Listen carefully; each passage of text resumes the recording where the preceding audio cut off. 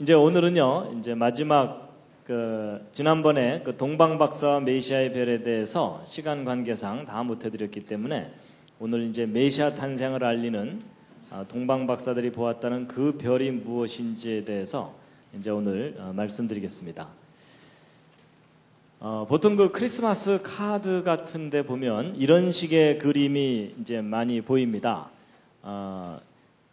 예루살렘이나 베들레헴 상공에 이상한 별 하나가 껌뻑껌뻑하고 있는 저런 그림을 보게 되는데 이런 식의 그림은 사실적인 그림이 아닙니다. 여러분 동방박사들이 보았다는 그 별은 일반인들이 누구나 쉽게 알 수 있는 그런 특별한 별이 아닙니다. 전문가들만이 알 수 있는, 연구해야만 알 수 있는 별입니다. 왜냐하면 성경에 그 근거가 있습니다. 마태복음 2장 2절의 말씀인데 함께 한번 읽으시겠습니다. 시작. 유대인의 왕으로 나시니가 어디 계시뇨? 우리가 동방에서 그의 별을 보고 그에게 경배하러 왔노라 하니 헤롯 왕과 온 예루살렘이 듣고 소동한지라. 여기를 보시면요, 동방박사들이 예루살렘에 와가지고 왕이 탄생했고 우리가 그 별을 보고 왔다고 말을 하니까 그때서야 헤롯 왕과 예루살렘 사람들이 소동을 일으켰다고 돼 있죠. 그러면 동방박사들이 오기 전까지는 사람들이 그 내용을 알고 있었다는 겁니까? 모르고 있었다는 겁니까?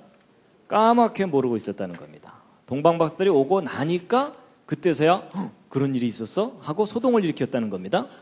그래서 일반인들이 알 수 있는 별이 아니라 전문가들이 연구해야 되는 별입니다. 이런 거 아닙니다. 저런 거 아닙니다. 그랬을 때 이제 그 동방박사들이 보았다는 그 별이 도대체 뭐겠느냐 하는 건데, 이제 그것에 대해서 그동안 여러 사람들이 나름대로 주장해 온 것들이 있었습니다.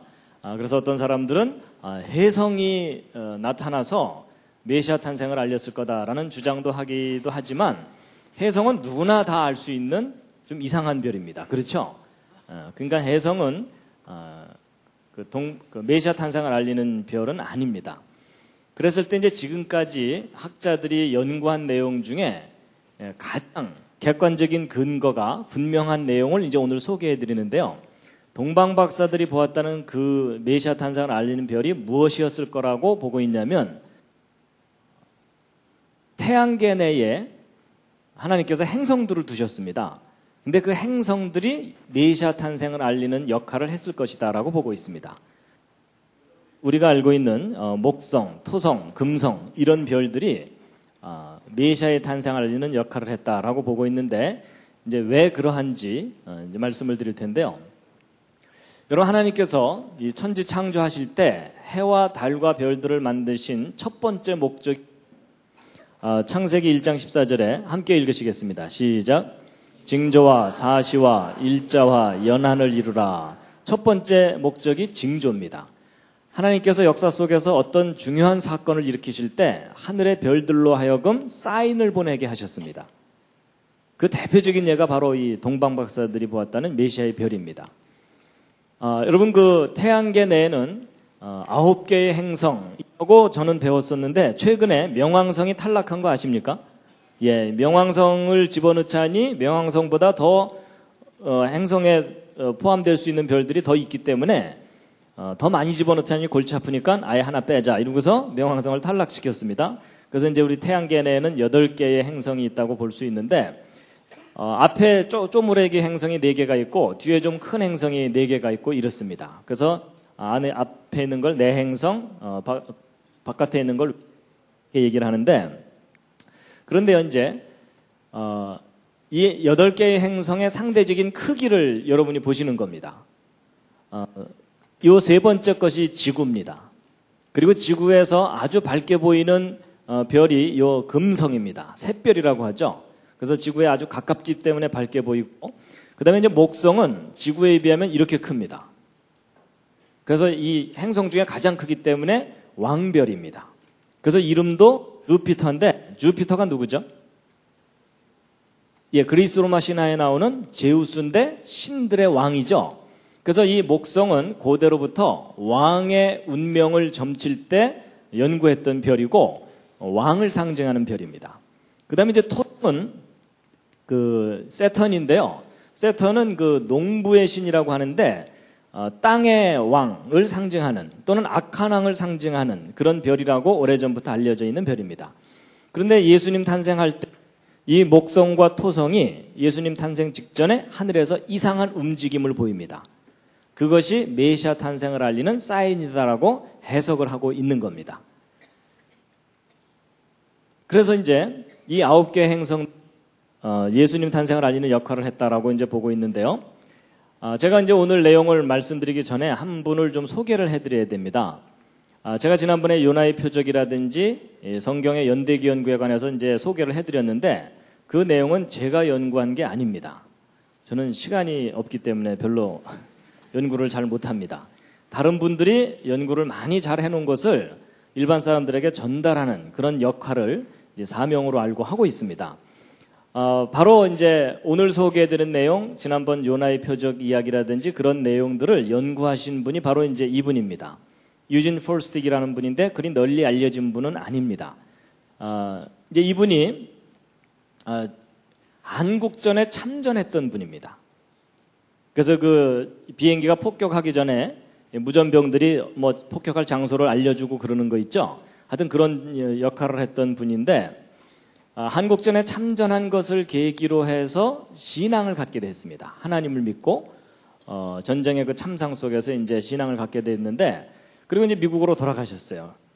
이분이 이제 전공은 전기공학입니다. 그래서 이제 공학을 하신 분인데 미국에 돌아가셔서 루터교라고 하는 교회에서 신앙생활을 착실하게 잘 하고 있었고 이 혹시 배터리가 소리가 끊겼다 하는데 좀 바꿔주실 수 있으면 사업을 하셨는데 여러분 그 전봇대를 고치려면은 사다리차가 필요하거든요.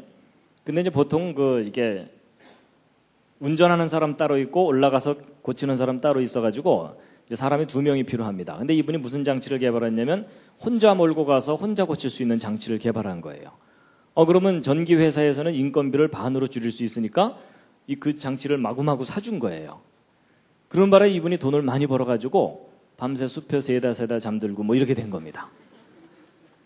그래서 이분이 경제적으로도 충분히 안정되고 또 신앙생활도 착실하게 잘 지내고 있었어요. 그런데 이분이 좀 충격적인 사건을 겪었는데 그게 뭐냐면 루터교가 분열이 된 거예요. 그 분열의 원인 중에 하나가 뭐였냐면 성경에 대한 이해 문제로. 그러니까 성경을 기록된 그대로 믿는 보수적인 그런 관점을 가진 분들하고 성경을 기록된 그대로 믿진 않지만 그래도 하나님이 우리에게 주신 귀한 말씀이다. 이렇게 좀 개방적인 생각을 가진 분들하고 서로 의견이 다른 바람에 교단이 분열이 된 거예요. 근데 이분은 순수한 마음에서 신앙생활 하다가 그렇게 분열되는 모습을 보고 충격을 받아갖고 이 성경이 정말 기록된 그대로 사실인지 아닌지 내가 좀 연구를 좀 해봐야 되겠다. 이래가지고 재산을 싹 정리해갖고 연구소를 만들었는데 그게 성경 역사 연구소입니다. 그래서 지난번에 말씀드렸던 그 과학적인 연구 방법으로 성경을 창세기부터 계시록까지 성경 전체 역사를 정확하게 이제 정리하는 일을 하게 된 거예요. 그래서 이분이 10년 동안 그렇게 쭉 체계적으로 성경을 다 정리하고 났더니 너무나 선명하게 예수 그리스도가 메시아라는 것이 드러나는 거예요. 그러니까 내가 메시아라고 인정해서가 아니라 객관적인 모든 증거가 예수 그리스도는 메시아예요. 그래서 이분이 이제 이렇게 확실한 역사적인 증거가 있다면 이걸 사람들에게 알려야 되겠다 해서 사람들에게 열심히 알리러 다니는데 문제는 사람들이 이분이 얘기만 하면 다 조는 거예요. 왜냐하면 여러분 구약 역사가 좀 어려울 수가 있잖아요. 그렇죠? 그래갖고 별로 그렇게 관심이 높지가 않은 거예요. 그래서 이분이 이 내용이 너무 좋은데 사람들이 잘 이해를 못하는구나 이러다가 한 아이디어가 떠올랐는데 그게 뭐냐면 이 내용은 이스라엘 사람들한테 정말 효과적이겠다. 왜냐하면 여러분 우리만 해도 구약은 다른 나라 역사잖아요. 그렇죠? 근데 이스라엘 사람들한테는 구약이 자기들 역사잖아요. 근데 자기들 역사를 정확하게만 분석을 하면 예수 그리스도가 메시아라는 것이 너무나 선명하게 드러나거든요. 그래서 이스라엘 선교를 해야 되겠다. 그래서 이분이 이스라엘 선교를 다니기 시작한 거예요. 그래서 이스라엘 사람들에게 당신들의 역사를 정확하게만 연구하면 예수 그리스도가 분명히 메시아다. 이걸 이제 알려주러 다니게 됐는데 그래서 이제 이분이 이스라엘에 가서 이스라엘 대학에, 유대인들의 그 대학에 가서 강의도 했어요. 그러니까 이분이 이제 자기가 연구한 결과를 가지고 가서 그 이스라엘 그 대학 교수에게 설명을 쫙 했더니 그 대학 교수가 깜짝 놀라는 거예요. 이방인이 자기들보다 자기들의 역사를 더 정확하게 정리를 했거든요. 그리고 당신 이 내용 우리 학교에 좀 강의 좀 하라고. 그래서 이분이 이제 강의를 하게 됐어요. 근데 여러분 그 이스라엘은 아다시피 예수를 안 믿잖아요. 그렇죠? 그러니까는 예수 얘기를 하면 안 되거든요. 그래갖고 이분이 이제 예수 얘기는 다 빼고 이스라엘 역사만 정확하게 한 학기 동안 강의를 한 거예요. 근데 이제 문제가 생겼어요. 무슨 문제가 생겼냐면 학생들이 한 학기를 다 듣고 났더니 결론이 뭐예요? 예수가 메시아인 거예요. 그래서 이제 학교가 완전 난리가 난 거예요. 학생들이 술렁술렁 거리면서 다 듣고 났더니 예수가 메시아라는 막 얘기들이 막 도니까 이제 정작 다급해진 건 누구냐면 이분을 강의를 맡겼던 그 교수가 자기 입장이 곤란해진 거예요. 이단자를 자기 학교에 데려다가 강의를 시킨 거니까. 그래서 당장 나가라고 그래가지고 이분이 쫓겨나게 됐는데 또 이분이 거기 가서 사고 친 게 하나 있어요. 무슨 사고를 쳤냐면 유대교 청년이 개신교로 기독교인이 된 거예요. 그랬다가 이 청년이 다시 유대교로 돌아갔어요.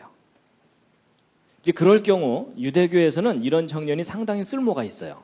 왜냐하면 기독교로 가봤자 별 볼 일 없으니까 다시 돌아왔구나. 이래가지고 이제 유대교를 선전하는데 이 청년을 예를 들면서 이제 사용할 수가 있거든요. 그런데 이분이 이제 그 청년을 다시 만나갖고 자기가 연구한 결과를 다 얘기해 준 거예요. 그래서 이스라엘 역사를 다 정리해 보면은 예수가 메시아인 것이 너무나 분명하다는 걸 알려줬더니 이 청년이 다시 개신교로 갔어요. 그러니까 예전에는 그냥 갔는데 지금은 이제 확신을 하고 다시 이제 온 거예요. 근데 이제 문제는 이 청년이 이 정도 상황이 되면 이스라엘 사회 내에서는 테러를 당합니다. 그러니까 생명의 위협을 느끼게 돼요. 그래갖고 이분이 할 수 없이 그 청년을 데리고 이스라엘에서 탈출을 했어요. 하여튼 그런 스토리를 가진 분이에요. 그래갖고 이제 이분이 이스라엘 이제 선교에 이게 너무나 효과적인 걸 알고서 이제 선교를 다니다가 떠오른 민족이 하나 있습니다. 그게 뭐냐면 한국이 떠오른 거예요. 왜냐하면 자기가 참전도 했을 뿐만 아니라 이스라엘을 선교하기에는 한국 사람들이 뭔가 정서적으로 통하는 것 같다. 이렇게 개인적으로 느낀 것 같아요. 그래서 이제 한국을 방문했는데 누구를 찾아갔냐면 여러분 그 대천덕 신부님이라고 아십니까? 그 아처 토레 이 대천덕 신부님을 예수원으로 찾아가서 자신이 연구한 결과를 이제 저분에게 다 설명을 해드렸어요. 그랬더니 대천덕 신부님이 너무나 기뻐하면서 이렇게 중요하고 소중한 내용은 사람들에게 좀 알려야 된다. 이래가지고서 알려야 된다고 해가지고서 이분을 어디에 소개를 해드렸냐면 한동대학교에 소개를 해주죠. 한동대학교 이제 1995년도에 개교한 기독교 대학인 걸 이제 아실 겁니다. 그래서 이제 한동대학교에 개교할 때 이분을 소개시켜드린 거예요. 이분이 이제 한동대학교에 와서 잉글리시 바이블 스터디라는 코스를 강의를 했습니다. 이제 영어 성경 공부 코스이긴 하지만 내용은 연대기예요. 지난번에 소개해드렸던. 그래서 이분이 강의를 하는데 여러분 생각해 보세요. 대학교 1학년들 이제 갓 들어왔잖아요. 근데 이분이 영어로 강의를 하고 그것도 구약, 역사, 연대기를 강의를 했더니 학생들이 어떻게 됐겠습니까? 한 학기 동안 혼수 상태였습니다.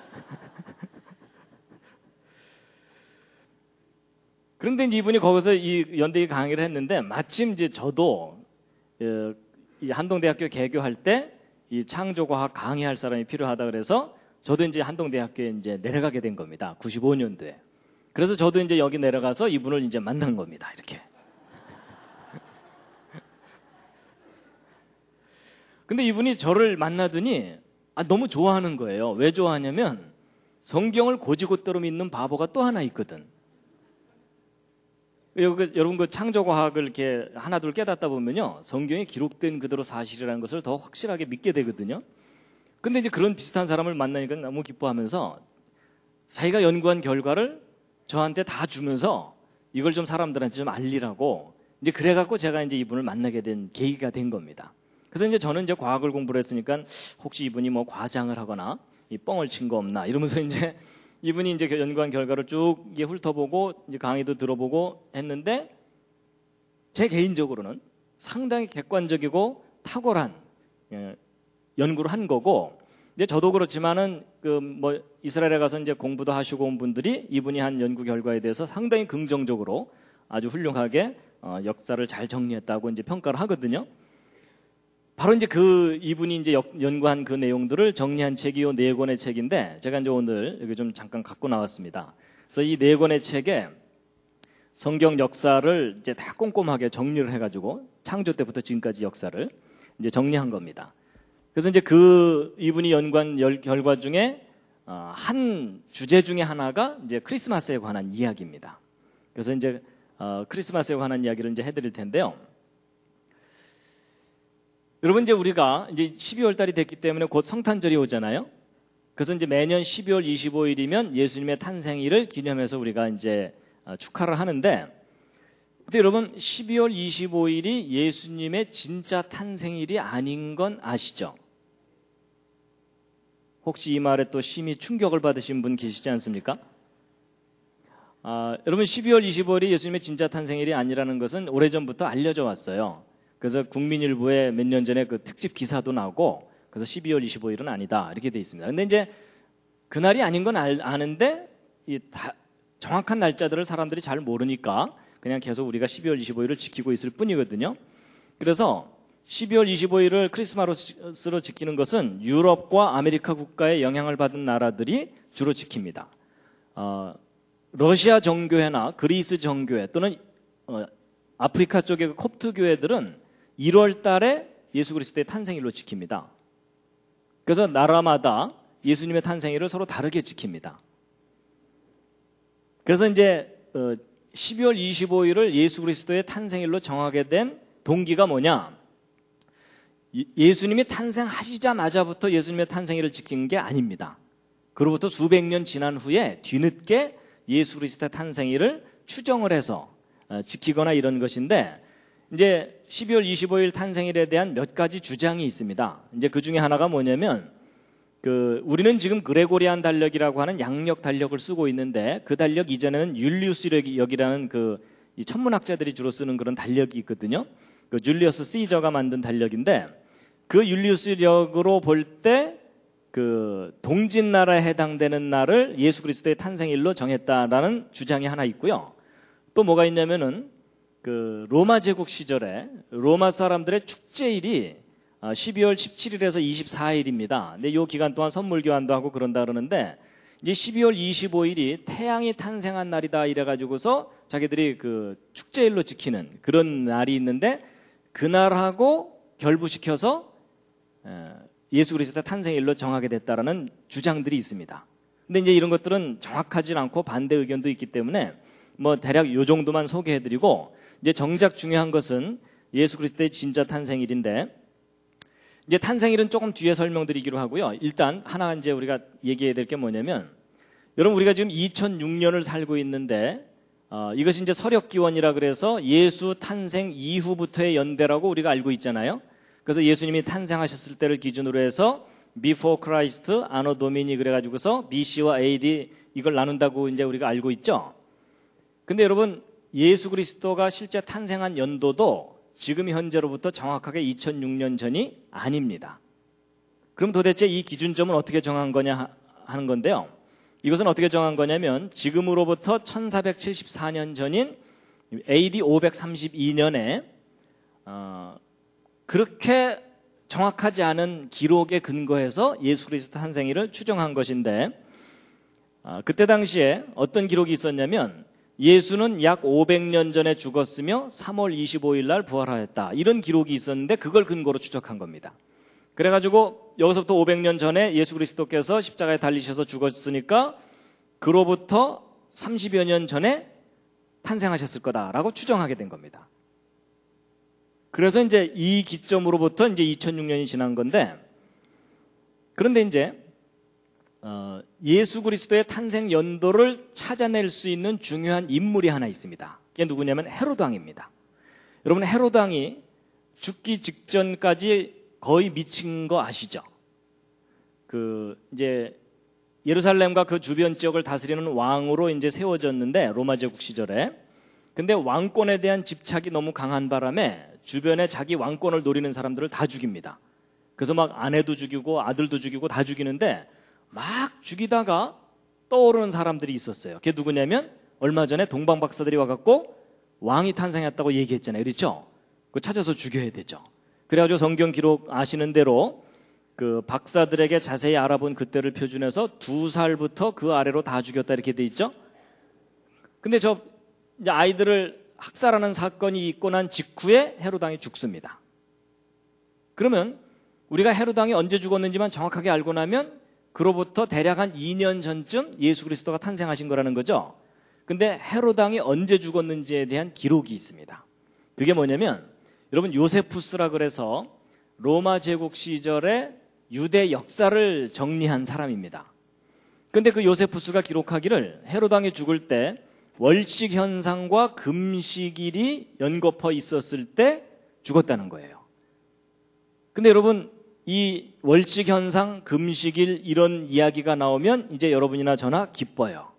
왜 기쁘죠? 지난번에 말씀드린 대로 저런 현상들은 정확하게 컴퓨터를 이용해서 찾아낼 수 있다고 그랬죠? 그래가지고 이 월식 현상과 금식일이 이제 연거푸 있었던 데를 찾아내면 되고요. 그 다음에 이제 시리아의 통치자인 퀸틸리우스 바루스라는 사람이 통치할 때 헤롯 왕이 죽었다는데 이 사람은 이제 BC 5년에서 2년 기간 동안 통치를 했습니다. 그 다음에 이제 악티움 해전이라 그래가지고요. 이 고대사에서 유명한 건데 여러분 그 클레오파트라 아시죠? 클레오파트라하고 마르쿠스 안토니우스가 짝짝꿍이 돼갖고 옥타비아누스하고 패권 다툼을 했던 유명한 해전이 악티움 해전입니다. 여기서 누가 이겼게요? 옥타비아누스가 이깁니다. 그리고 이 둘은 죽습니다. 그리고 이제 이 옥타비아누스가 나중에 아우구스투스라는 칭호를 얻게 되는데 성경에는 아우구스도라고 나왔습니다. 그런데 이 해전이 바로 언제 있었냐면 BC 32년에 있었는데 그로부터 27년 후에 헤롯 왕이 죽었다는 겁니다. 그러면 BC 32년에서 27년 지난 후니까 BC 4년이 되는 거죠. 그래서 BC 4년에 이제 헤롯 왕이 죽었다는 것을 이제 알아내게 됐으니까 그때 월식 현상만 찾아내면 되는 겁니다. 근데 그 월식 현상을 컴퓨터를 이용해서 이렇게 찾아낸 겁니다. 그래가지고 BC 4년 3월 11일 날 월식 현상이 있었습니다. 아니라 그러실까봐 제가 잠깐 그 월식을 찾아서 보여드리겠습니다. 여러분 지난번에 보셨던 그 컴퓨터 프로그램 기억하실 겁니다.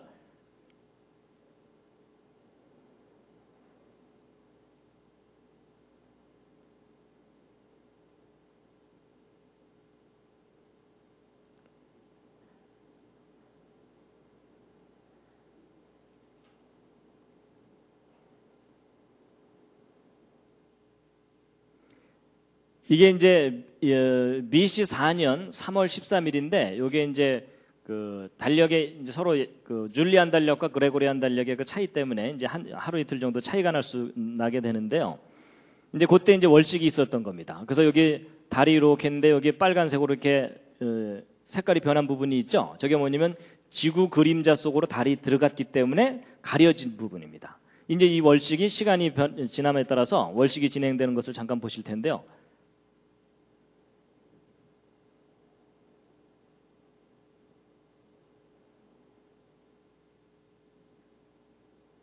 보셨죠? 그래서 그때 월식을 컴퓨터를 이용해서 다 찾아낼 수가 있습니다. 이렇게.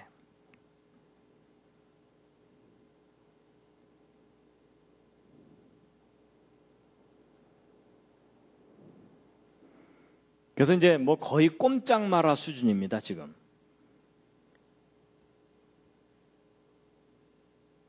이제 월식 2004년 5월 14일 날 그 프라하에서 이게 월식을 본 것을 사진 찍은 것을 그 인터넷에 이제 올려놓은 걸 제가 잠깐 보여드린 거고요. 이제 그렇다면 이제 BC 4년이 그 헤롯 왕이 죽은 때가 이제 맞다면 예수님은 BC 6년 경쯤 태어나신 거거든요. 그랬을 때 그 예수 그리스도의 탄생에 대해서 이 초대 교부 중에 하나인 터툴리안이라는 분이 언제 탄생했다고 이제 기록을 해놨냐면 그 시리아의 통치자가 아까는 그 퀸틸리우스 바루스였는데 이제 예수 그리스도의 탄생은 세터니너스가 이 시리아를 통치할 때 탄생했다는 겁니다. 근데 이 사람이 BC 9년에서 6년 기간 동안 통치를 했거든요. 그러니까 요 기간 중에 예수 그리스도가 탄생하신 거예요. 그러니까 BC 6년일 가능성이 이제 높은 거죠. 근데 예수 그리스도의 탄생일에 대해서 이집트의 알렉산드리아라는 지역에 있었던 초대 교부 중에 한 사람이 세인트 클레멘트인데, 이 클레멘트라는 분이 예수 그리스도의 탄생에 관한 몇 가지 기록을 모아놓은 게 있어요. 그 중에 그 모아놓은 몇 가지 기록 중에 가장 객관적으로 입증 가능한 이제 날짜가 언제냐면, 이집트 달력으로 이분이 표기를 해놨는데, 이집트 달력으로 파코몰 25일입니다. 이집트 달력으로. 근데 이걸 일단 무엇으로 바꿔야 되냐면 이스라엘의 달력으로 바꿔야 됩니다. 그 구약 달력으로. 그걸로 바꿔놨더니 2월 28일이에요. 구약 달력으로. ER28S라 그래서. 근데 이제 이스라엘 달력은 음력이거든요. 그럼 이제 저것을 우리가 현재 쓰고 있는 양력 달력으로 바꾸면 5월 14일이 되는 겁니다. 그래서 클레멘트가 수집한 기록 중에 하나가 옳다면, 조건은 붙어요. 예수 그리스도의 실제 탄생일은 BC 6년 5월 14일이라는 겁니다. 갑자기 화이트 크리스마스의 환상이 깨지시지 않습니까? 우리는 하도 오랫동안 겨울에 예수 그리스도의 탄생을 맞았었기 때문에 늘 화이트 크리스마스를 꿈꿨잖아요. 근데 이 기록이 맞다면 예수님은 5월 달에 오신 거니까 계절의 여왕 5월에 오신 겁니다. 꽃피는 봄에 님이 오신 거예요. 근데 저도요, 제가 이제 뉴질랜드에 가서 거기서 크리스마스를 보낸 적이 있었거든요. 거기는 남반구니까는 크리스마스 때가 여름입니다. 한여름 땡볕에 크리스마스를 지내려니까 너무 이상한 거 있죠.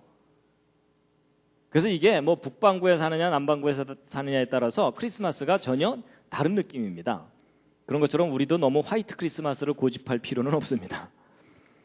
자, 그런데 이제 BC 6년 5월 14일이 예수 그리스도의 탄생일이 맞다면 그걸 뒷받침할 만한 객관적인 증거가 있어야 되잖아요. 그렇죠?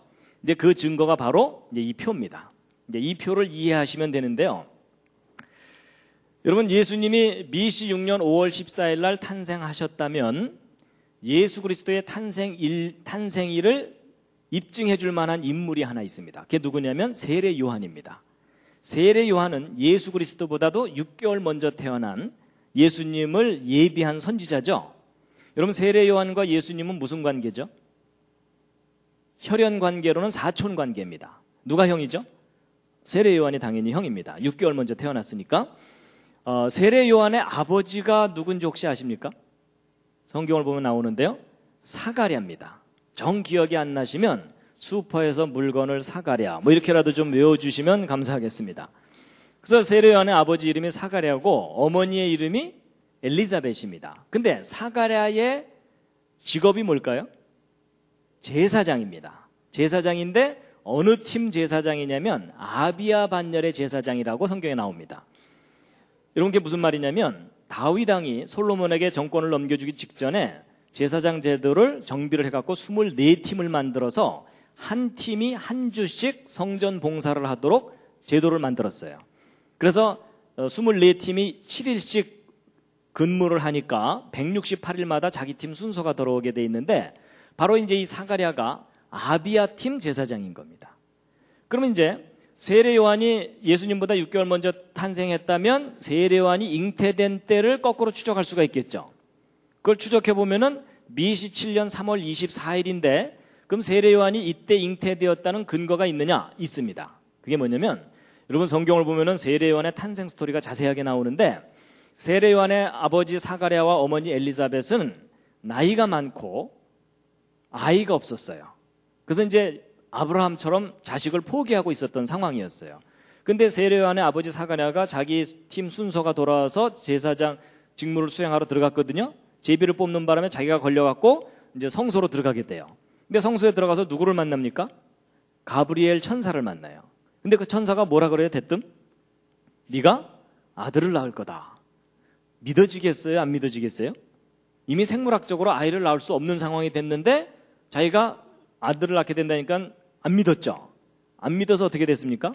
벌 받아요. 무슨 벌을 받습니까? 네가 아이를 낳을 때까지는 말을 못하게 될 거다. 이렇게 됐죠. 그래서 그 순간부터 말을 못하는 바람에 성소에서 나온 다음에 사람들하고 필담으로 나눴다고 성경에 자세하게 나오죠. 그러면 이제 이 사가랴가 성소에서 나온 다음에 아내와 동침했겠어요? 안 했겠어요? 버텼을까요? 아닐걸? 뭐 이러면서? 그럴 리가 없죠. 그렇죠? 왜냐하면 자기가 지금 증거를 받았으니까. 그럼 이제 우리가 뭘 확인해 보면 되냐면 이때가 아비야 반열 제사장들이 직무를 수행할 때인지를 확인해 보면 되거든요. 근데 아주 공교롭게도 이때가 그때예요. 그걸 검증해 보았더니. 그러면 일단 이제 5월 14일이 예수님의 탄생일 가능성이 높잖아요. 근데 이제 이걸 뒷받침해 주는 것이 바로 하늘의 별들이 이상하게 움직이는 현상이에요. 여러분, 세례 요한이 잉태됐을 때부터 예수 그리스도가 탄생할 때까지 요 1년여 기간 동안 하늘에서 목성과 토성이 춤을 춥니다. 이상한 춤을. 춤추는 거 아시죠? 이렇게. 자, 이제 그 춤을 추는데 여러분, 이 토성이 좀 더 느리게 돌고 목성이 좀 빠르게 돌거든요. 왜냐하면 토성이 좀 바깥쪽에서 돌기 때문에 천천히 돌아요. 목성은 앞에서 좀 빨리 돌고. 그래서 토성이 앞서서 가고 있는데 목성이 뒤따라오더니 토성하고 춤을 추는 거예요. 그러니까 이런 거예요. 세례 요한이 잉태되기 직전부터 이제 토성이 앞서서 가고 있는데 목성이 뒤따라오더니 야, 같이 놀자 이러면서 춤을 추는 거예요.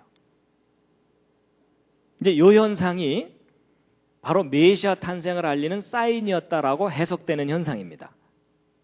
그래서 이 목성은 아까 말한 대로 왕을 상징하는 별이라고 했죠. 이 토성은 악한 왕을 상징하는 별이라고 알려져 있기도 하고 몇 가지 해석이 있긴 한데 하여튼 이 해석이 가장 이제 합리적이라고 보고 있는데 그래서 이 진짜 왕이 악한 왕을 물리친다라는 그런 개념이라는 거예요. 그래서 이제 목성과 토성에 대해서 좀 말씀을 드리면요. 이제 목성과 토성이 자기 궤도를 갖고 있는데 이제 이렇게 요 기간 동안에 만났다 헤어졌다 만났다 헤어졌다 만났다 헤어졌다 이런 일들을 이제 반복하게 됩니다. 여러분, 그 목성은 이 태양이 요 중심에 있으면 11년마다 한 바퀴씩 돕니다. 이 공전주기라고 하거든요. 그 다음에 이제 토성은 30년 정도마다 한 바퀴씩 돌아요. 근데 지구는 1년에 한 바퀴씩 도니까 얘네들이 돌게 되면 지구는 안에서 아주 방정맞게 도는데 얘네들은 천천히 돕니다. 그래가지고 얘네들이 주기가 서로 다르기 때문에 20년마다 한 번씩 하늘에서 만나요. 그러니까 보통은 목성 저기 있으면 토성은 저쪽에 있고 이러거든요. 근데 20년마다 한 번씩 만나기 때문에 2000년 5월 28일 날 한 번 만났거든요.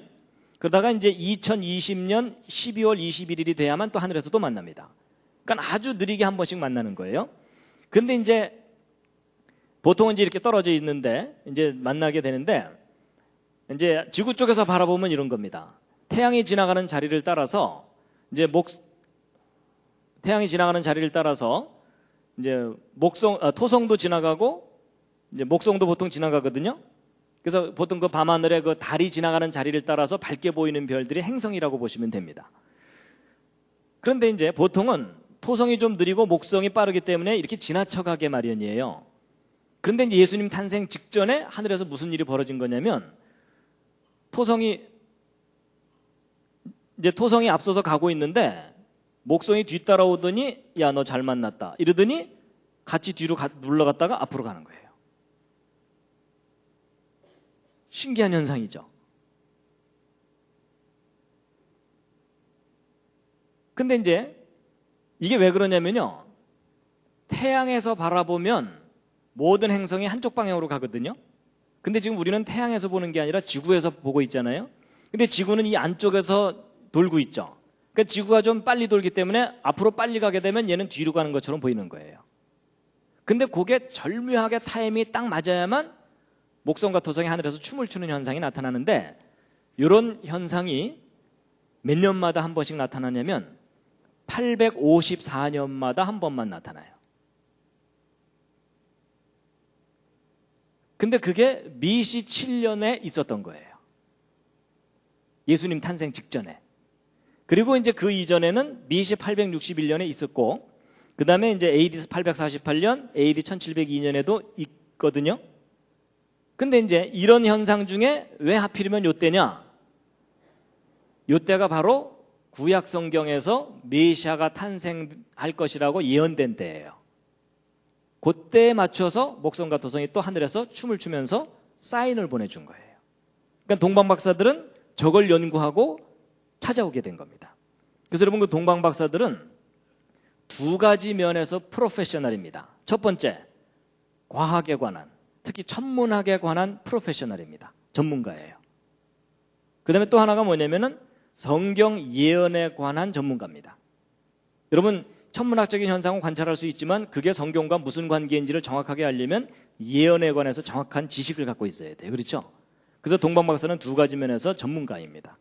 그래서 그 동방박사들이 이제 이때 이제 메시아를 이제 찾아서 오게 되는데, 왜 하필이면 이때냐면요, 성경을 보면은 메시아가 언제 탄생하시게 될 것인지에 대해서 그 시기가 예언되어 있습니다. 특히 어느 그 예언서를 보면 그게 나오냐면은 다니엘서를 보면 나오거든요. 여러분, 그 다니엘이 남유다 왕국이 멸망당했을 때 바벨론의 포로로 잡혀가죠. 포로로 잡혀가서 그때 왕이 누구였냐면 바벨론의 느부갓네살 왕입니다. 근데 그 느부갓네살 왕이 꿈을 하나 꾸는데 이상한 꿈을 하나 꿔요. 신상 꿈을 꾸는데 한 신상을 보았는데 머리는 금이고 여기서부터 이 가슴까지는 은이고 거기서 무릎까지는 동이고 그 밑에는 철인데 발은 또 얼마는 철이고 얼마는 진흙이다 이렇게 돼 있죠.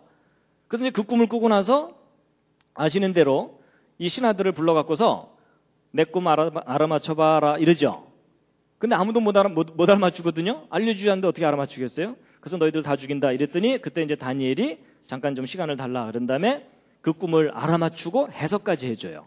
그 해석이 뭐였냐면 이 신상은 바벨론 제국 이후에 어떤 제국들이 나타날 것인지를 하나님께서 보여주시는 거다 이런 내용이었어요. 맞죠? 그래서 이 머리, 금으로 상징된 이 머리는 바벨론 제국이고, 그리고 바벨론 제국 다음에 그 다음 제국이 나타날 거고, 그 다음 제국이 나타날 거고, 또 네 번째 제국이 나타나게 될 텐데 그 네 번째 제국, 그러니까 이 신상의 발 밑을 뜨인 돌이 하나가 내려와서 이 발 밑을 친다고 돼 있거든요. 그러면 이 금신상이 가루가 돼가지고 막 흩어져 버리는 내용인데, 그 뜨인 돌이 무엇을 상징하는 거냐면 메시아를 상징하는 겁니다. 그래서 이 메시아가 네 번째 제국 때에 오게 될 것이다라고 돼 있어요. 그래서 첫 번째 제국이 바로 바벨론 제국이라면 그때 당시 이스라엘을 지배했던 이 제국들이 바벨론 다음에 페르시아, 헬라, 로마로 이렇게 변하거든요. 그러면 이 바벨론 제국으로부터 네 번째 제국이 로마 제국이죠. 그러니까 로마 제국 때에 메시아가 온다는 거예요. 그리고 좀 더 자세하게 말씀드리면 이 발은 얼마는 철이고 얼마는 진흙 이렇게 돼 있거든요. 그럼 이 철은 로마를 상징하는 거라면 진흙은 뭐겠느냐 하는 건데, 여러분 아까 그 헤로드 왕이 예수 그리스도가 탄생할 때 죽이려고 하죠. 자, 근데 그게 이제 역사 속에서 무엇과 관계되어 있냐면요, 여러분 헤로드 왕이 혹시 어디 출신인지 아십니까? 일단 경상도는 아닙니다. 전라도도 아니고요. 헤로드 왕이 어디 출신이냐면 에돔 족속 출신입니다. 근데 에돔 족속이 그 조상이 누군지 혹시 아십니까? 에서입니다. 에서가 누구의 형이죠? 야곱의 쌍둥이 형이죠. 근데 여러분 재밌는 게 뭐냐면 야곱과 에서가 무엇을 놓고 서로 다투냐면 장자권을 놓고 서로 다툽니다. 근데 누가 장자권을 뺏어가요? 야곱이 뺏어가니까 에서가 야곱을 죽이려고 하죠. 근데 놀랍게도 그 상황이 예수님 때 그대로 일어나요. 여러분 에서의 후손이 헤롯이거든요. 야곱의 후손이 누굴까요? 예수 그리스도입니다. 그렇죠? 근데 야곱과 에서가 장자권을 놓고 서로 싸웠는데 이제 진짜 장자가 된 건 누구예요? 야곱이 장자가 됐죠? 그런 것처럼 예수님 때 먼저 왕으로 있던 사람이 누구냐면 헤롯이거든요. 근데 새 왕이 탄생했다 그러죠. 그러니까 이 왕이 새로 탄생할 왕을 죽이려고 하죠. 그게 마치 에서가 야곱을 죽이려는 상황과 아주 비슷한 상황이에요. 그때 야곱은 도망갔잖아요. 도망갔다 다시 돌아오죠. 그런 것처럼 예수님도 헤롯이 죽이려고 그러니까 어떻게 해요? 이집트로 도망갔다가 다시 돌아오죠. 상황이 참 비슷하게 닮았죠. 그래서 에서가 야곱을 죽이려고 했던 그 상황이 어떤 의미에서 보면 이 헤롯 왕과 예수님에 대한 예언이라는 겁니다. 메시아 탄생할 때 어떤 상황이 전개될지에 대한. 그래서 다니엘이 보았던 그러니까 느부갓네살 왕이 보았던 그 금신상에 관한 예언을 정확하게만 이해하고 있었다면 언제 메시아가 올게 된 것을 알게 되냐면 헤롯 왕 때, 로마 제국 시절에 헤롯 왕 때 에돔 족속 출신이 왕이 되었을 때 메시아가 온다는 거예요. 그러한 상황하고 이 목성과 토성이 하늘에서 춤을 추는 상황이 일치하게 된 때가 바로 저 때예요. 이제 앞뒤가 이해가 되시죠? 안 돼도 할 수 없습니다. 진도 나가야 됩니다. 그래서 이제 바로 BC 7년부터 6년 그 어간에 이 목성과 토성이 하늘에서 이제 사인을 보내주는 겁니다. 그러니까 동방 박사들이 저 현상을 보고서 드디어 이제 오셨구나 하고 이제 찾아오게 됐다라는 이야기입니다. 그래서 이제 그때 동방 박사들이 보았다는 그 목성과 토성의 움직임을 이제 잠깐 이제 보실 텐데요.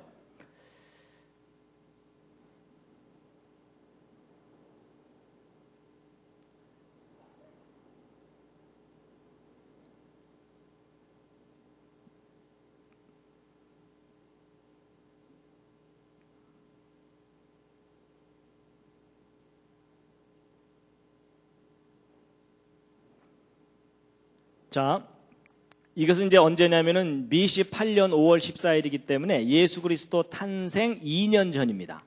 2년 전쯤부터 이제 이게 주피터가 목성이고요. 이 세턴이 토성이거든요. 이 두 별이 서로 이제 멀리 떨어져 있다가 요때 이제 가까이 만나기 시작하는 때예요. 그래서 이제 요때 상황을 보시게 될 텐데요. 일단 이 두 행성이 움직이는 상황만 먼저 이제 보시겠습니다. 자, 이게 토성이고요. 이게 목성입니다. 근데 얘네들이 이제 전체적으로 왼쪽으로 이동해 갈 거예요. 시간이 흐르면서.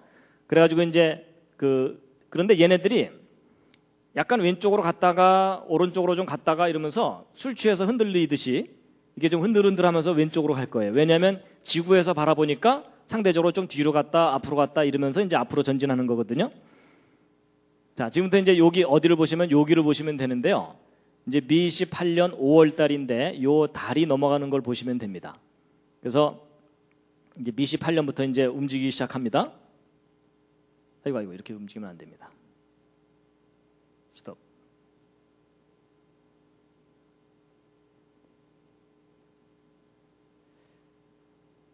자, 이제 BC 8년부터 이게 9월, 10월, 11월 이렇게 되잖아요. 그래서 이제 목성이 드디어 이제 세턴에 가까이 가는 거예요. 다른 별들은 야, 쟤네들 만났다 이러면서 지나가는 거고요. 그래서 이제 주피터가 지나가는 듯 하더니 도로 뒤로 가는 거 보이시죠? 뒤로 갔다가 또 다시 앞으로 가는 거예요. 다른 별들은 야, 쟤네들 싸운다 이러면서 지나가고 있고요.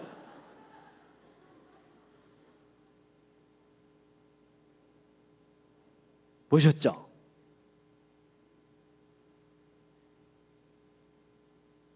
근데 이제 저 현상은요, 어느 날 밤에 둘이 이제 앉아갖고 자기야, 별이 참 예쁘지? 뭐 이랬더니 막 별들이 저렇게 움직이더라는 얘기가 아닙니다. 저런 움직임을 알아차리려면 1년 이상의 기간 동안에 매일 밤 저 두 별들을 관찰을 해가지고서 그래프를 그려야 돼요. 그래야만 저 별들이 신기하게 움직인 것을 확인할 수가 있습니다. 바쁜 사람은 못합니다. 할 일 없는 과학자들만이 가능한 일입니다. 그러니까 동방 박사들이 저걸 연구한 거예요. 그러니까 진짜 왕이 악한 왕을 물리치고 우리를 구하러 오신다라는 사인이라는 거예요. 그리고 이제 조금 뒤로 돌리면요. 여기 보세요.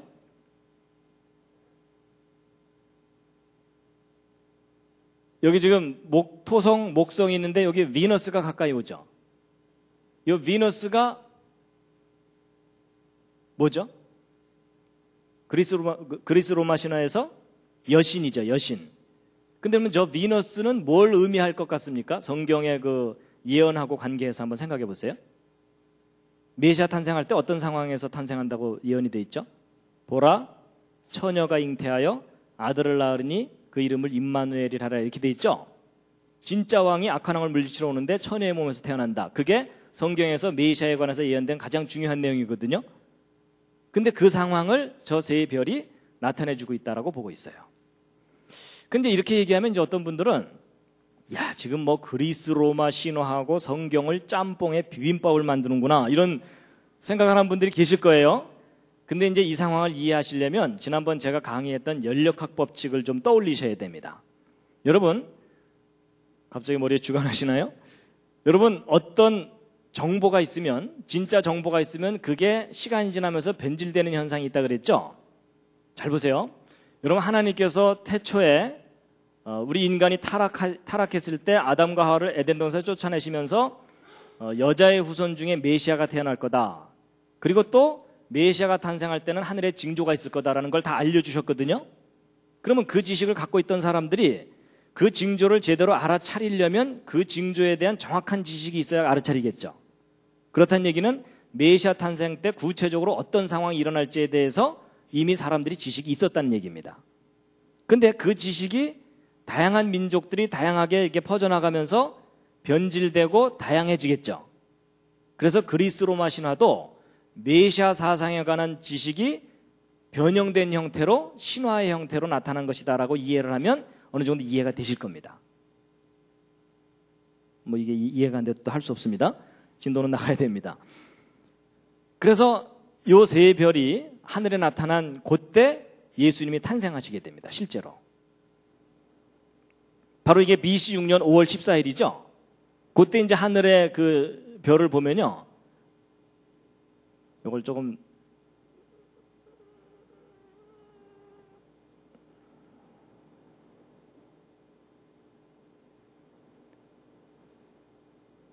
보세요.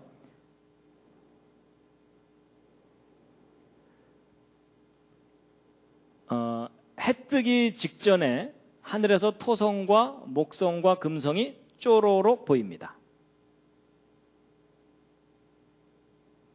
근데 이제 이게 성경에 기록되어 있는 내용을 입증해 주는 이제 상황인데요. 이게 뭐냐면,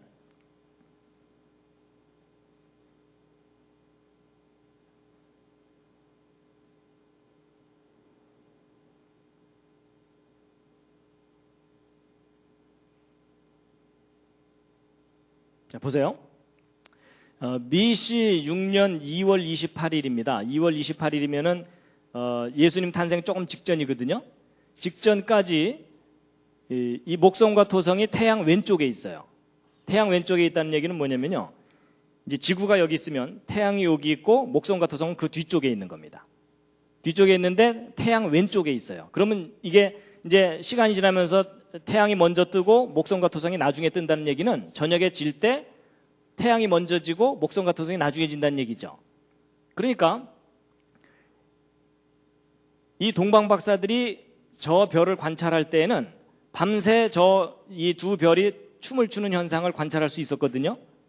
그러다가 자기들이 연구한 지점으로부터 출발해서 예루살렘 오는 그 도중에는 저 두 별이 관찰이 안 됩니다. 안 되는 이유가 뭐냐면, 이 상황에서 시간이 지나가게 되면 이 두 별이 어떻게 움직이는지 보시면요, 태양 오른쪽으로 이동을 하게 되거든요.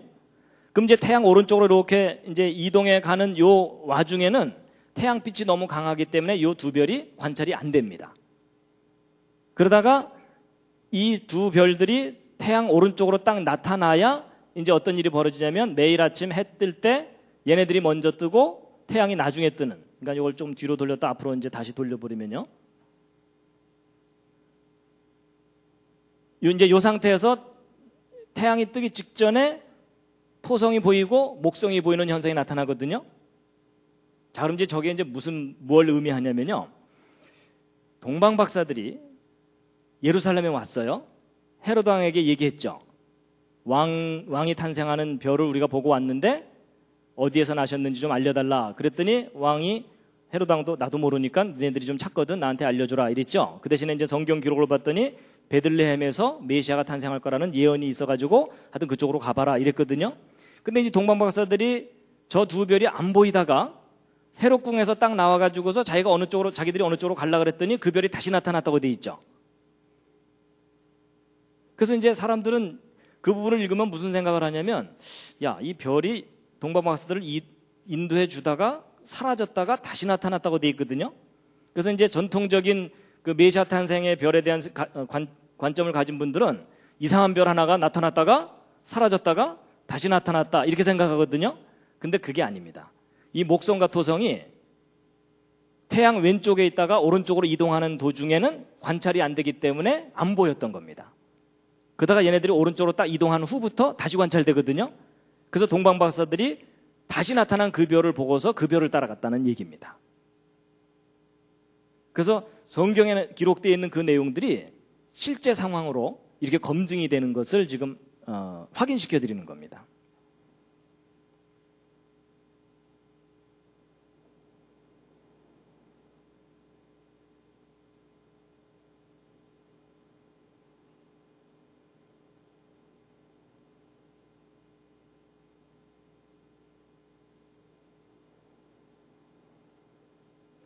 잠시 기지개를 한번 쫙 켜시겠습니다.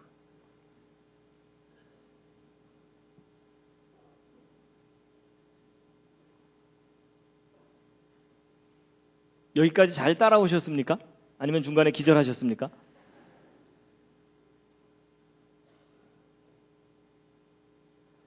지금 2000년 전에 메시아 탄생을 알렸던 그 별에 대해서 확인시켜 드리는 중입니다. 사실 이게 컴퓨터가 개발되기 전까지는 불가능한 일입니다.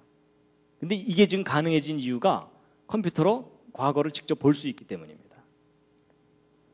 그래서 예전에 보통 그 성경 그 마태복음이나 이렇게 읽으면서 메시아 탄생을 알리는 별이 나타났었다는 얘기를 믿지 않는 사람들은 아주 허황된 신화처럼 생각을 했습니다.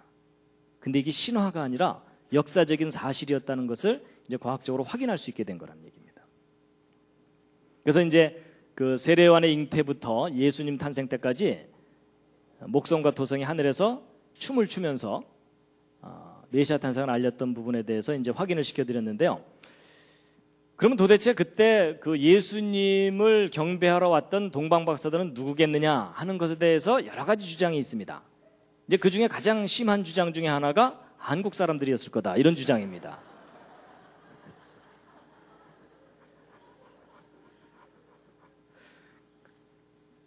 동방에서 갔다 그러니까는 한국에서 갔다고 주장을 하는데 이제 그건 아니라고 보고 있는데, 왜냐하면요, 여러분 아까 그 목성과 토성이 이렇게 춤을 추는 현상도 정말 보기 드문 신기한 현상이지만 이 세례요한의 잉태와 세례요한의 탄생 요 어간에 일식 현상이 연거푸 2번 나타납니다.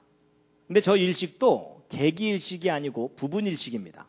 부분일식이란 얘기는 일반인들은 알아차리지 못하는 인식이라는 뜻입니다. 전문가만이 알 수 있는데, 근데 여러분 지난번에 말씀드린 대로 일식현상은 어느 한 지역에서 일식현상을 본다는 건 아주 드문 일이거든요. 근데 그 일식을 같은 장소에서 6개월 간격으로 연거 본다는 것은 더 드문 현상입니다. 그런데 그 현상이 이때 또 겹쳐서 나타납니다. 근데 이런 일식현상을 볼 수 있는 장소는 제한되어 있기 때문에 예루살렘으로부터 그렇게 먼 지역일 수가 없습니다. 지리적으로. 그래서 이제 동방 박사들이 누구였겠느냐라는 것을 볼 때는 아마도 이 이스라엘이 멸망당하고 나서 바벨론 포로로 잡혀갔던 사람들이 페르시아 정권으로 바뀌면서 고레스 왕 때 귀환령이 내려서 돌아오거든요. 근데 이때 다 돌아왔겠습니까? 다 안 돌아왔겠습니까? 다 안 돌아옵니다. 왜냐하면 여기는 이미 발달된 살기 좋은 곳이고 여기는 황폐해진 척박한 곳이거든요. 그러니까 이 사람들이 다 돌아오지 않고 일부 개척적인 정신을 가진 사람들만 돌아옵니다.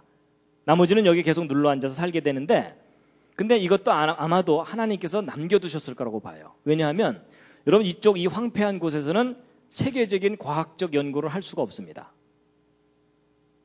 아마 이쪽에 남아있던 사람들이 그 발달된 학문과 풍부한 자료들을 가지고 철저하게 연구한 다음에 왔을 거라고 보는데, 이때 남아있던 사람들도 자기들이 포로 생활을 했었기 때문에 계속 메시아 사상을 갖고 있었을 거거든요.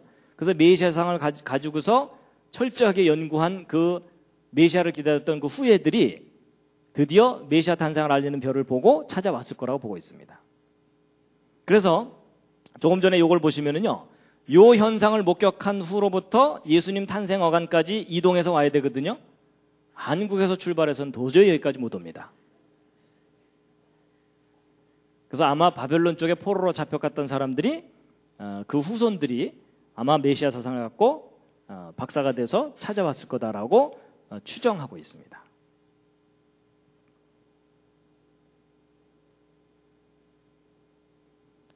그래서 이제 지금까지 메시아 탄생을 알리는 별에 관한 가장 근거 있는 이야기를 소개해 드렸는데요.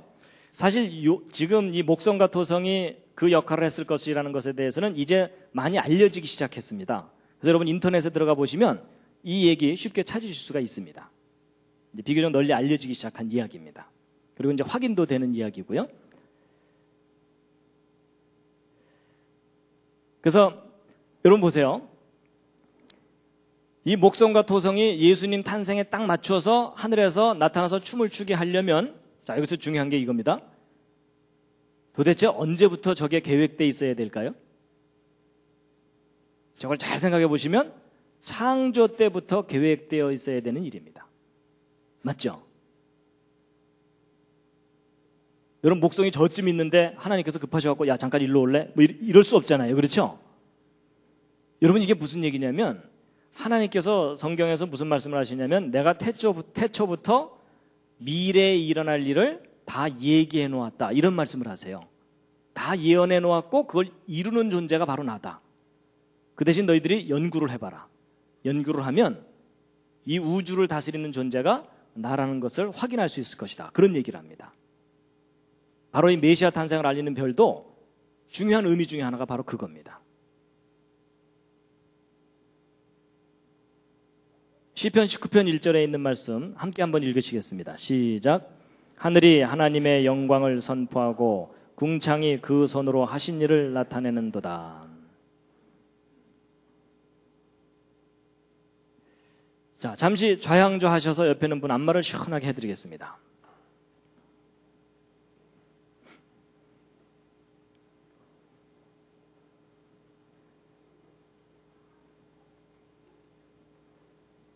안마를 시작한다는 얘기는 강의가 쉽게 끝날 것 같지 않다는, 반대로도 해주시고요.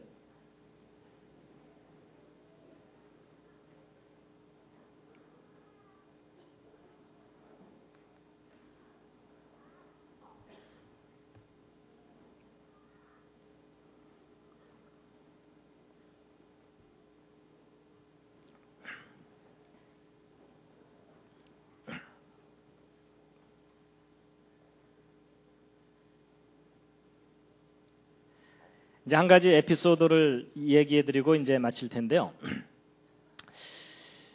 여러분 그 예수님의 탄생일이 BC 6년 5월 14일이 맞다면, 조건은 붙어요. 맞다면 예수 그리스도의 2000번째 탄생일이 좀 의미가 있어야 되지 않겠습니까? 그렇죠? 여러분 우리 젊은 사람들은 뭐 만난 지 100일만 돼도 막 파티하고 그러잖아요. 그러니까 예수님의 2000번째 탄생일은 좀 지킬 만한 의미가 좀 있다고 보는데, 여러분 한번 생각해 보세요. BC 6년 5월 14일이 예수 그리스도의 진짜 탄생일이라면 2000번째 탄생 기념일은 몇 년도가 될 것 같습니까? 옆에 있는 분과 한번 상의해 보시기 바랍니다. BC 6년이면 마이너스 6년이라고 생각하시면 됩니다. 그러면 1994년일 것 같은 느낌이 드시죠? 1994에다가 6을 더하면 되니까? 아닙니다. 95년입니다. 왜냐하면 여러분 BC와 AD 사이에는 0년이 없어서 그렇습니다. 그렇죠? BC 1년에서 AD 1년으로 바로 넘어가거든요. 저걸 모르는 사람들이 이 역사 정리할 때 1년씩 오차가 나는 이유가 바로 저겁니다. 그래서 이제 1995년이 예수 그리스도의 2000번째 탄생 기념일이 되거든요. 지금까지 한 얘기가 이제 근거가 있는 거라면. 근데 재미있게도 그때가 바로 이거 연구한 분이 한동대학교 왔던 때입니다. 이게 재밌는 얘기입니다. 그래서 이분이 이제 3월 달에 와서 강의를 시작했는데 5월 달이 되면 이제 예수님의 탄생일이 되니까 이분이 5월 달쯤 되더니 자기는 예루살렘을 가야 되겠다는 거예요. 학기 중에 예수 그리스도의 탄생일을 자기가 직접 예루살렘에 가서 축하를 하고 싶다는 거예요. 근데 이분은 본인이 연구했기 때문에 확신을 갖고 있거든요. 그래서 이제 가시라고 그랬죠. 근데 이제 가시라고 해놓고 나서도 이제 학생들이 비록 이제 혼수 상태에 있긴 했지만 그래도 좀 알아들은 학생들이 있잖아요. 그렇죠? 저도 좀 알아들었고. 그래서 이제 상의를 하기를 야, 이 날이 아닐 수도 있지만 지금까지 한 얘기 중에 이렇게 근거 있는 얘기를 우리가 들어본 적이 없다. 그리고 객관성이 상당히 있다. 그래서 아닐 수도 있지만 혹 이 날이 예수 그리스도의 탄생일일 수도 있으니까 우리가 그냥 지나가기는 좀 찜찜하다. 그렇다면 그냥 예수님의 탄생이라고 보고 그러면 이분이 가실 때 그냥 가게 하지 말고 조촐한 선물을 예수님께 전달해 드리라고 좀 하자. 그래갖고 학생들이요 자기들끼리 막 회의를 하더니 결정을 했어요. 좀 낭만적인 결정을 했는데 뭘 했을 것 같습니까? 학생들이 일단 돈이 없으니까 뭐 이렇게 큰 건 선물을 못합니다. 황금과 유향과 모략은 안 됩니다. 그래서 학생들이 뭘 선물하기로 했냐면 2000송이 장미를 선물하기로 한 거예요. 2000번째 탄생일이니까. 그래갖고 학생들이 나름대로 헌금 이제 모금을 했어요. 근데 뭐 학생들만 한 몇십 명 한 모여가지고서 모금을 했는데 한 2000송이 장미값 정도가 된 거예요. 그래갖고 이제 이것을 이제 이분에게 드리고서 가서 예수님께 전해드리라고. 그래서 이분이 이제 2000송이 장미값을 갖고 예루살렘으로 간 거예요. 이제 그 날에 맞춰서 갔는데 이분이 이제 이 장미꽃을 현지에 가서 실제 산 거예요. 사가지고서 예수님한테 전달해드려야 되는데 예수님은 하늘에 계시니까 이제 올라갈 수는 없고 그래서 이걸 어떻게 할까 그러다가 이분이 이제 무슨 생각을 하게 된 거냐면 이분이 사실 이제 이 날이 정확하다면 현대판 동방박사죠. 그렇죠? 예. 그래가지고서 이분이 어디를 갔냐면 이 장미꽃을 들고서 통곡의 벽이라는 곳을 갔어요. 통곡의 벽이 어딘지 아십니까 혹시? 예, 이스라엘 사람들이 2000년 동안 소유하지 못했던 예루살렘 성벽의 일부예요. 성벽의 일부인데 여러분 이 통곡의 벽이 여기인데요. 이게 이제 어떤 히스토리를 갖고 있냐면 2차 세계대전이 끝난 후에 이스라엘 사람들이 유럽에서 600만 유태인 학살을 당했잖아요. 그렇죠? 그래갖고 그냥 치를 떨면서 우리가 죽더라도 팔레스타인 땅, 가나안 땅에 가서 죽자. 이러면서 이제 밀고 들어와 가지고서 이스라엘이라는 나라를 세웠어요. 1948년에. 참 기적 같은 일이 일어난 건데 이때 이제 이스라엘로 돌아와서 나라를 세웠는데 그런데요. 예루살렘의 역사를 좀 살펴보면요. 이 제2성전을 지은 때가 이제 BC 516년인데 요 제2성전이 헤로드 왕 때 이제 증축이 돼요. 그리고 나서 지난번에 말씀드린 대로 예수 그리스도 십자가에 달리신 후에 40년 후인 AD 70년에 멸망당했다 그랬죠. 이때 이제 제2성전이 완전히 파괴됩니다. 이제 성전이 완전히 파괴된 거예요. 그때 서쪽 벽만 남겨놓고 파괴시켜 버렸는데 로마 제국 시절에는 이제 유대인들은 이제 전 세계로 흩어져 버리고 로마 제국 시절에는 유대인들이 성전에 접근하지 못하도록 했어요. 그리고 동로마 제국 시절에는 성전 파괴 기념일 날만 이 예루살렘 하루만 접근하도록 허용을 한 겁니다. 그리고 이제 아랍 쪽이나 이쪽 요 기간 동안에는 이제 접근을 제대로 못 하고 있고 십자군 때 잠깐 이제 좀 평화의 시기가 있었어요. 그래서 이제 거의 2000년 동안 이 예루살렘 가고 싶어도 가고 있지 못했는데 1948년 드디어 이스라엘 사람들이 예루살렘으로 돌아오게 된 거예요. 돌아오긴 했는데 문제는 1948년에 나라를 세운 이후부터 1967년도까지는 요르단이 관할하고 있었기 때문에 예루살렘 성전터를 접근을 못하고 있었어요. 그러다가 이제 1967년에 무슨 일이 벌어졌냐면 제3차 중동전쟁이 있었는데요.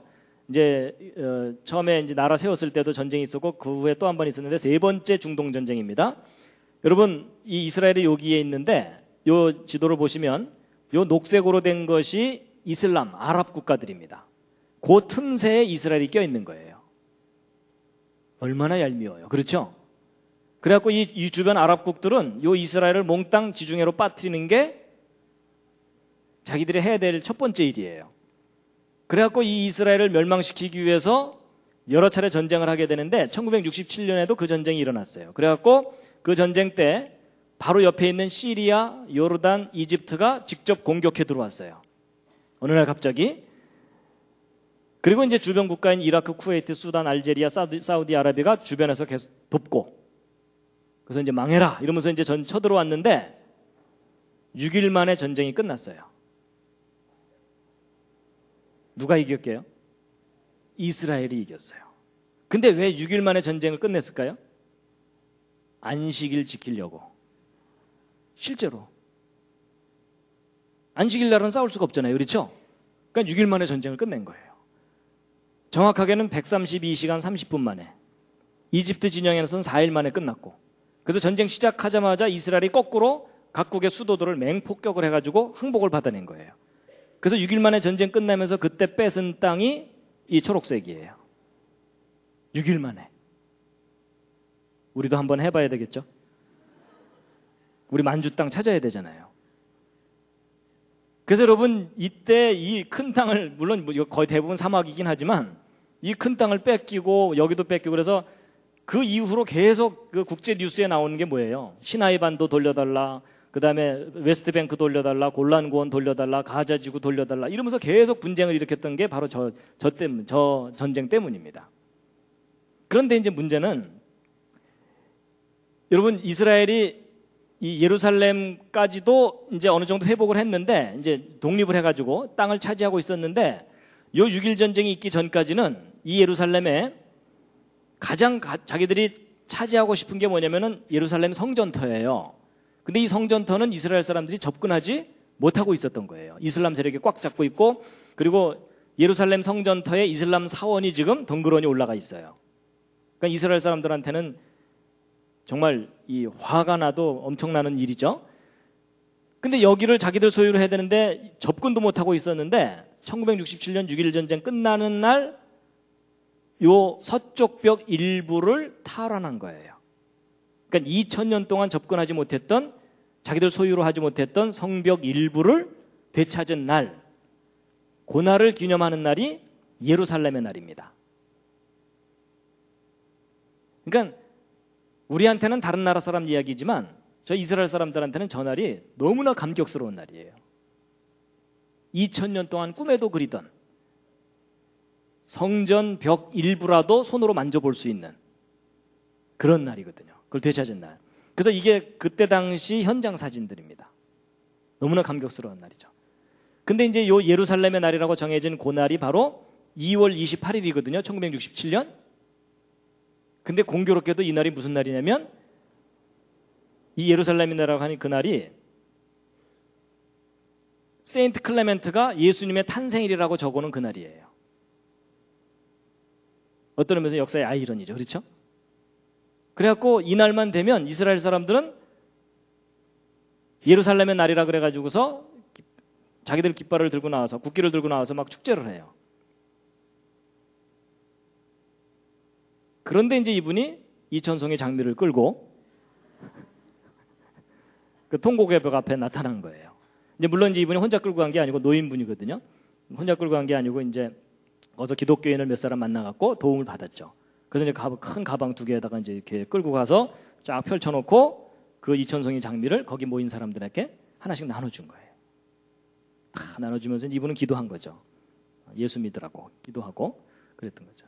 이제 이럴 때 이제 저는 한동대에 남아갖고 학생들을 좀 몇 명 모아놓고 왜 이 날이 예수님의 탄생일이라고 여겨지는지에 대해서 그 근거를 설명해 주면서 아닐 수도 있지만 일 수도 있으니까 우리 기념하고 넘어가자. 이러고서 불법 집회를 했습니다.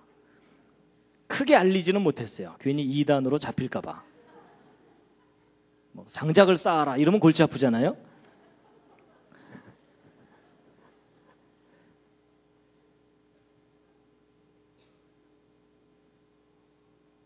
그래서 이제 이게 바로 그 예수 그리스도의 2000번째 탄생일에 관한 에피소드입니다. 이천송이 장미 사건입니다. 근데 아닐 수도 있어요. 나중에 이제 하늘 올라가서 예수님께서 아니었어 임마 이러면 제가 또 이제 한쪽에서 물통 들고 벌수고 있어야 돼요. 근데 지금까지 들은 이야기 중에 가장 근거가 있는 이야기입니다. 근데 이제 제가 잊어먹을까봐 미리 당부를 드리는데요. 여러분, 제가 오늘 이 크리스마스 이 메시아 뵈러 가는 이야기를 하는 이유는 뭐 크리스마스 날짜를 정확하게 되찾자 이런 운동을 하려는 게 아닙니다. 괜히 또 듣고 오해하셔갖고 그런 운동 하지 마세요. 왜냐하면 여러분, 성경을 보면 예수님께서 성만찬은 꼭 하라고 명령하셨어요. 그렇죠? 그런데 내 생일 꼭 찾아서 챙기래 이런 말은 하신 적이 없어요. 그렇죠? 그래서 예수님이 명령하지 않은 거에 우리가 목숨 걸 필요가 없잖아요. 예. 여러분 그 12월 25일을 성탄절로 지켜온 지가 너무 오래됐기 때문에 그 관습을 바꾸는 일은 지극히 힘들어요. 너무나 많은 노력이 들고 차라리 그 노력으로 전도하고 선교하는 것이 훨씬 유익하다고 저는 생각합니다.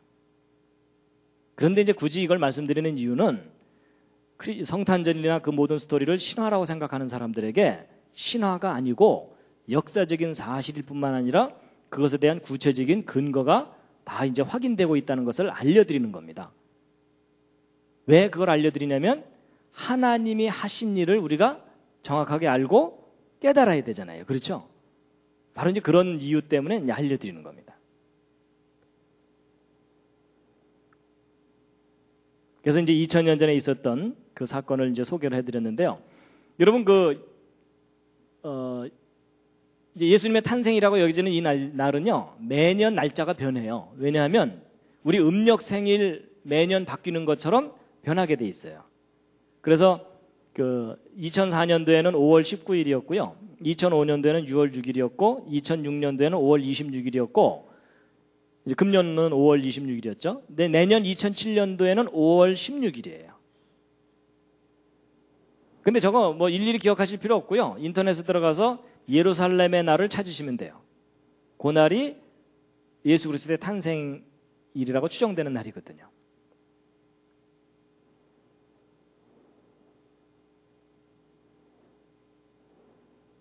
근데 이제 지금 예루살렘에는 평화가 없습니다. 근데 예수님께서 예루살렘의 평화를 위해서 기도하라고 하셨거든요. 그래서 우리가 예루살렘의 평화를 위해서 기도해야 됩니다. 자, 이사야서 41장에 있는 말씀 함께 읽으시겠습니다. 시작. 나 여호와가 말하노니 너희 우상들은 소송을 일으키라. 야곱의 왕이 말하노니 너희는 확실한 증거를 보이라. 장차 당할 일을 우리에게 진술하라. 또 이전 일에 어떠한 것도 고하라. 우리가 연구하여 그 결국을 알리라. 혹 장래사를 보이며 후래사를 진술하라. 너희의 신됨을 우리가 알리라. 또 복을 내리든지 화를 내리라. 우리가 함께 보고 놀라리라. 여러분 지난 시간에 제가 말씀드렸던 왜 여호와 하나님이 유일한 신이신가? 그것에 대한 증거가 뭐라 그랬죠? 예언과 역사라 그랬습니다. 하나님께서 태초부터 미리 미래에 일어날 일을 다 예언해 두신 다음에 그걸 정확하게 이루어 나가십니다. 근데 문제는 우리가 그것에 대한 지식이 없으면 하나님 무슨 일을 하셨는지를 모르면 하나님이 유일한 신이시라는 것에 대한 확증을 못합니다.